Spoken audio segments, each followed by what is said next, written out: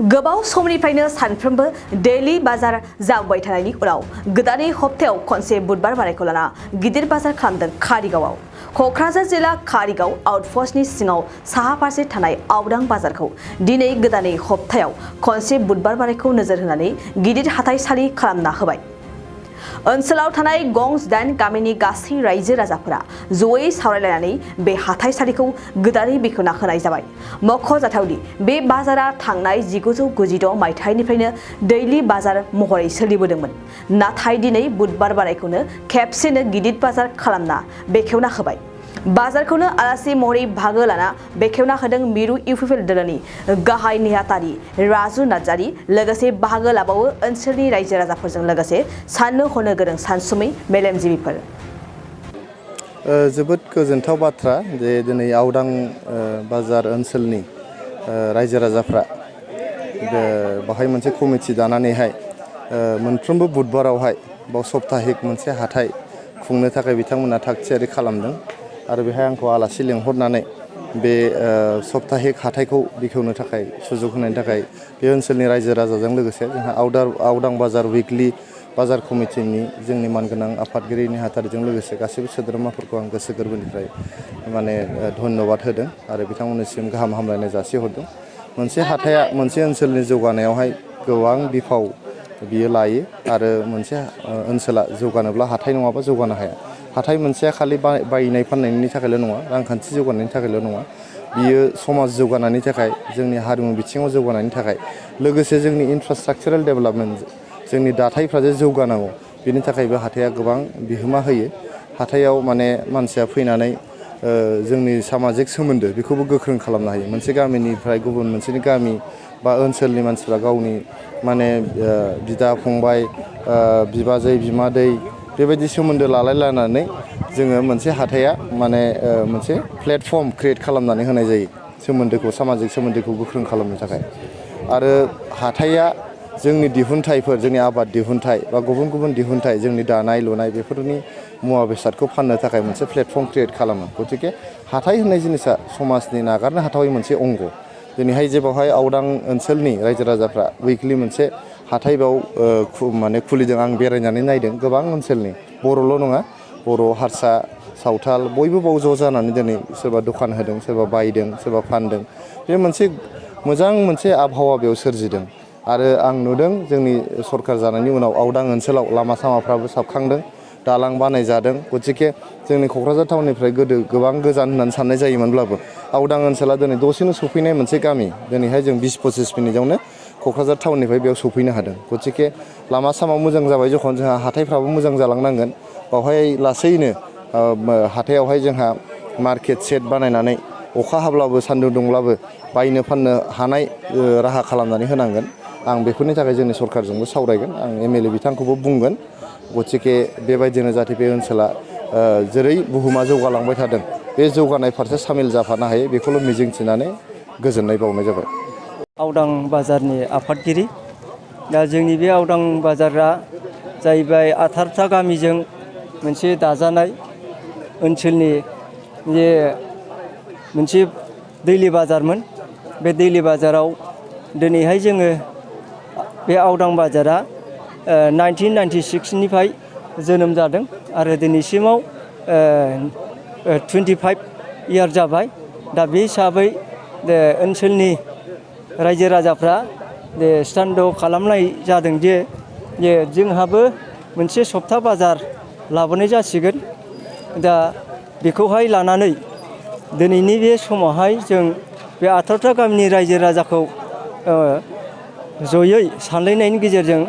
जोङो मोनसे सिद्धान्त लाबाय जे फैगौ नैबे अक्ट'बर 19 थारिखआवनो लासिगोन होननायाव दिनैनि बे समावहाय जोंहा आलासि महरै जोङो इउपिपिएलनि गाहाय नेहाथारि नुजाफैनो हादों आरो बेजों लोगोसे जोंना एमएलए रलेन्स इस्लारिया नुजानो गोनांमोन। दा गावनि जे खामानिनि थाखाय दिनै नुजाफैनो हायाखिसै, थेवबाबो जोंनि साननाय बादियै जोङो दिनैहाय सासे आलासि नुजाफैनायजोंनो जोङो जोंनि बे अपेनिं खालामनाय बा सप्ता बाजार अपेनिं खालामनायखौ जों दिनैहाय अपेनिं खालामनाय जाबाय। दा बिनि गेजेराव जोङो बेखौनो बुंनो सानदों जाहाथे जोंनि बे बाजारा जे फायखारिजों बा ओनसोलनि बे आबाद मावनानै बायनाय फाननायफोरा मोजां सोलिलांनानै अराय सम जोङो बे आवदां बाजाराव थांनानै थानो थाखाय जों कमिटिनि आरो रायजो राजाफ्रा मोजाङै लुबैदों आरो जाहाथे जोङो सरकारनि बे उननि बेलायाव सरकारनिफ्राय माबा मोनसे अनसुंथाइ मोनोबा जोंनि नैबे अस्थायी बे दखानफोरखौ जोङो मोजाङै लुफुंनानै होनो हायो बेखौनो जों सरकारनियावहाय एसे आसा थिनाय थाबाय जाहाथे उनावहाय जोंनि बे दासो सोलिफुनाय सरकारा जा जोंनो एसेबाबो अनसुंथाइखौ हरनानै जोंनि बे सप्ता बाजारखौ गोजोर खालामनानै लानो हायो एसेखिनि लामायाथ' 1996आवहाय गोबां गोग्लैसोनायमोन दा सिगांनि बे थांनाय BTCआ एसेबाबो खामानिखौ मावलांदों दा एसेबाबो मावनायनि गेजेरजों दिनै आरो गोदानै दा फैनाय जोंनि UPPLनि हान्जा दिनै UPPL हान्जाया दिनैहाय जे गोदान सरकार दादों बियो माखासे थालांनाय लामाफोरखौ फाहामनाय जाबाय दा फारसेथिं जोंहा नैबे आवदांनिफ्राय कारिगावसिम नैबे लामाया मोजाङै दं दिनै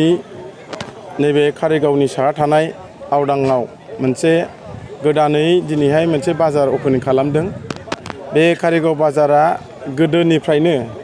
बाव बे ओनसोलाव आं जेला समहालागै फैदों बे जायगायाव गोबां उसुबिदामोन कमिउनिकेसनफ्राबो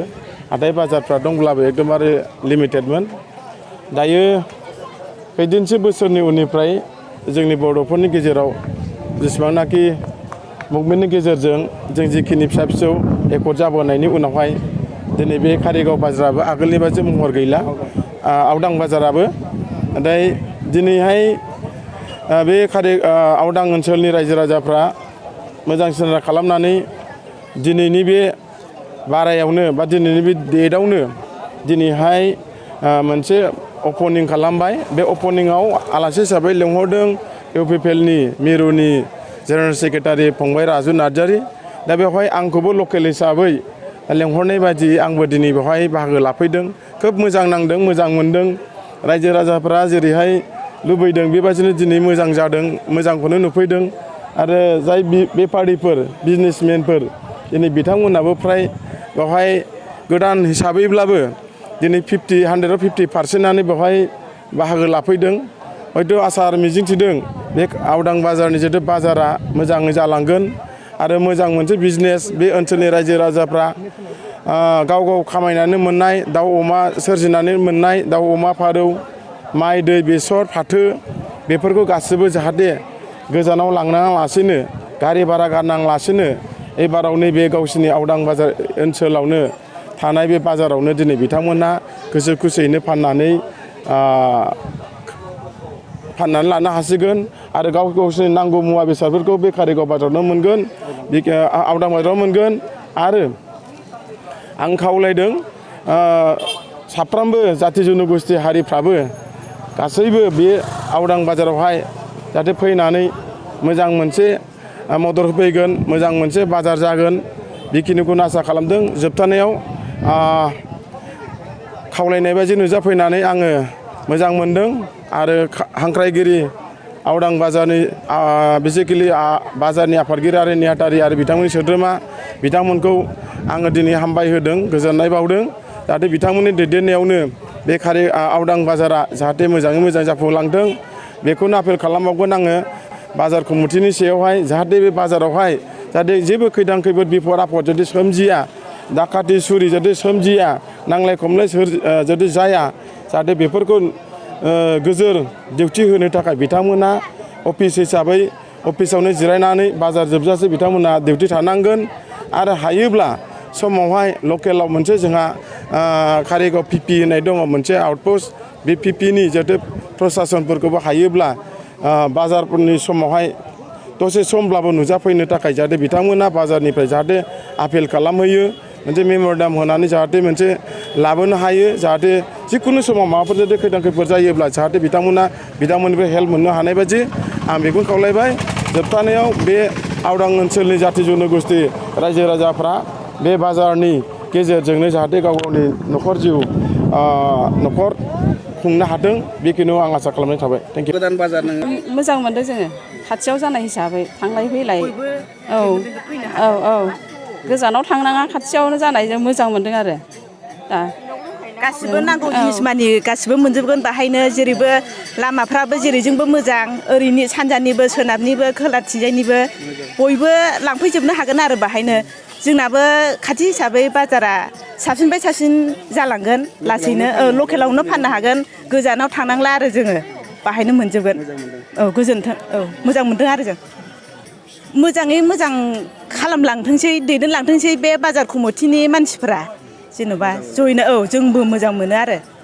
पाब्लिकफोरखौ माबा खावलायहरनो सानो नामा जाहाथे बाजाराव फैनो बाजार जाफैनो थाखाय जेन'बा जों पाब्लिकफोरखौबो गाज्रि मोनला जेनेबा बाव फैनो थाखाय खावलायहर जों बे पाब्लिकफोराबो गोजानाव थांनांला बयबो जाहाथे बे बाजारावनो फैजोबथोंसै खावलायो आरो जों बयबो फैजोबनायनि আমাৰ এই কিবা কয় জায়গাটো বঢ়িয়া আছে বাজাৰটো ভাল মানুহবিলাক কমিটিৰ মানসিও ভাল আছে আৰু আমাৰ প্লেচটো ঠিক আছে আজি বিক্ৰী নহয় কালি হ'ব এনেকুৱাই আৰু কি আৰু এটা কিবা কয় জায়গাটোৰ নাম গাঁওডং বাজাৰ আউডং বাজাৰ বঢ়িয়া আছে বঢ়িয়া আছে একদম বাজাৰটো চলি থাকিব চৰকাৰ আমাৰ সাথ দিলে বাজাৰটো ভালকৈ চলি থাকিব আমাৰ दिनै नोंथांमोननि ओनसोलाव जे आवदां बाजाराव गोदानै हाथाइसालि बेखेवनाय जाबाय नोंथ' लकेलावनो हाथाइ मोननानै मोजां मोनदों खाथियावनो हाथाइ जाबाय हिसाबै बाजार जाबाय हिसाबै बयबो लैहोर लैहोर फैनानै बे ओनसोलनि रायजो राजाफ्रा बाजारावहाय मैगं थाइगं गाननाय जोमनायहाय बिजनेस खालामनानै फानलाय बायलाय खालामनो हायो बेखौ आसा खालामदों आरो बयबो बाहायनो फैनानै जिहेथु फानलाय बायलाय खालामनानै गाव गावनि रां आरजिनो हायो गोजानाव जेनेबा नोङो गोजान जायगायाव थांनांगौबा गारि घरानि खोथा थाबाय बाहायनो लाबोनानै जेनेबा जायफ्रा फानग्रा बे फाननानै फैसा मोनबाय जायफ्रा बायग्रा बे खाथियावनो फैनानै बायनानै जिहेथु गावनि संसारखौ न'खरखौ सोलिनो हायो बेखौ आसा खालामदों आरो जोंनि आवदां बाजारावनो सप्तायाव बाजार जाबाय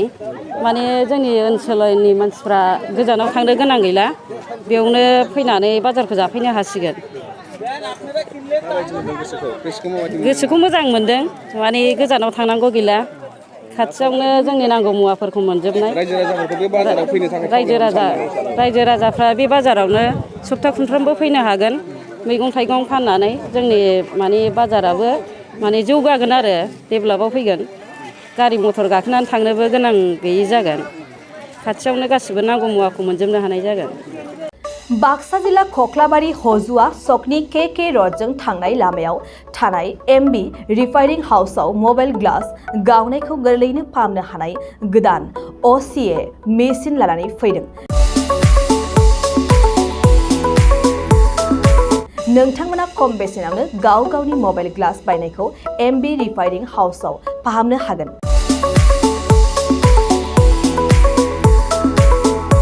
मबाइल ग्लास बायनायखौ फाहामनायजों लोगोसे मबाइलनि बायदि रोखोमनि बाहागो आरो बायदि रोखोमनि मबाइलनि गाज्रि जानायखौ बे एमबि रिफाइनिं हाउसआव फाहामनो हागोन। बायदि रोखोमनि mobile glass mobile temper mobile charge headphone pen drive memory आरो mobile battery computer mouse computer keyboard आरो मबाइलनि बायदि रोखोमनि बाहागोफोरखौ मोननो हागोन। एमबि रिफाइनिं हाउसआव फोरमायनाय बायदिब्ला दासान्दिनिफ्राय लानानै फैगौ दिवालीसिम डिसकाउन्ट होगासिनो। मख'नो गोनांदि एमबि रिफाइनिं हाउसआव गुबुन हादोर एबा भुटान हादरनिफ्राय माखासे सुबुंफोराबो बायदि रोखोमनि मबाइलफोरखौ फाहामथाय होफैयो। आबुं मोनथिनो थाखाय 8471972412 नङाब्ला 7002741465 जानबुं अनजिमायाव जगाजग खालामनो हागोन। सम फुंनि 8:30 रिंगानिफ्राय मोनाबिलिनि 8:30 रिंगासिम।